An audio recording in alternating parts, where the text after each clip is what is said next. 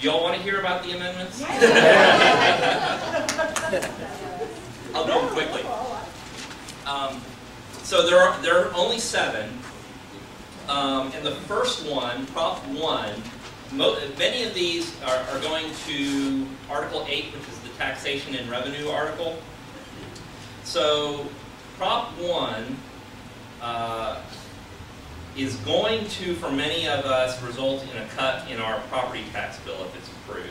And what it does is it increases the amount of ad valorem exemption that you can get on your homestead. So currently, under state law, there is a $15,000 exemption, and they're proposing to increase that to $25,000. And for most Texans, that is predicted to result in a decrease in their tax bill. Okay. Is that the way it's going to be written on the ballot? What I have up here is what will appear on the ballot, yes. That's the longest one. That's the longest. Prop 2 is sort of a cleanup article. In 2010, there was a law that was passed to extend to surviving spouses of totally disabled veterans who died after January 1, 2010, some exemptions on their ad valorem taxation, and Prop 2 will extend the same benefit to surviving spouses of veterans who died before January 1, 2010. The second one is to provide the benefits if the spouse remarries. So the constitutional amendment doesn't address that, but I believe that the underlying law does not take the benefit away if the spouse remarries. Okay, Prop 3 is interesting. Under the Texas Constitution, if you are a statewide office holder in the executive branch, you have to reside in Austin. And so Prop 3 proposes to eliminate that requirement. Prop 4 has to do with our state's sort of tenuous relationship with anything that looks like gambling.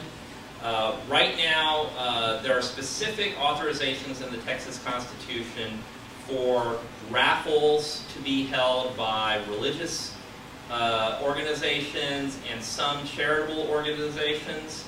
And Prop 4 proposes to extend that exception to the charitable arms of the various professional sports organizations in the state. So most, your Texans and Cowboys and Astros and Rangers, most of these teams have a foundation, and this is proposed to allow them to conduct raffles to raise money. So that's the proposal. Prop 5 has to do with road maintenance, and there's a limitation on, for rural counties that have very low populations, they're not permitted to do their own road maintenance, I think out of suspicion that they don't have enough revenue to do a good job, and they can't get quality people to come out, so the state does it.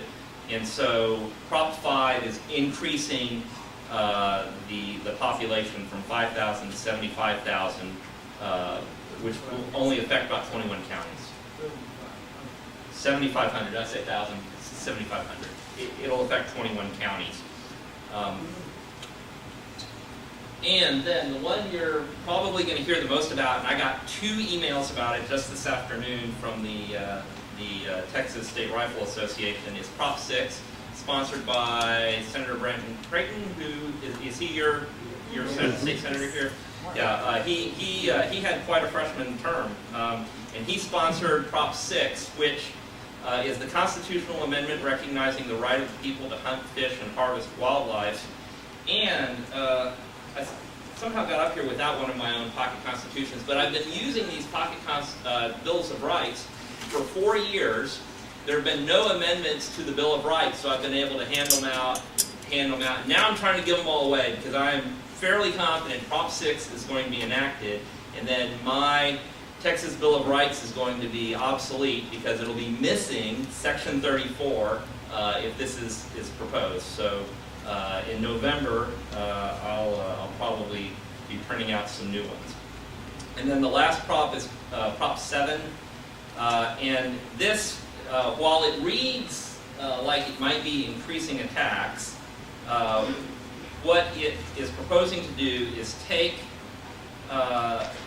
revenue that is coming from motor vehicle sales taxes and other sales and use tax revenue, which I think is primarily gas taxes, and it is going to allocate the first $2.5 billion of those taxes to general revenue. The second $2.5 billion will go to the state highway fund, and after that, it'll be a 50-50 split between those two sources. When I have been going around the state and hearing state reps give their legislative updates, they have gone to great pains to say this is not a new tax, and it is just speaking to how money that's already coming in is going to be allocated. So I think they're making a big effort to educate voters on that.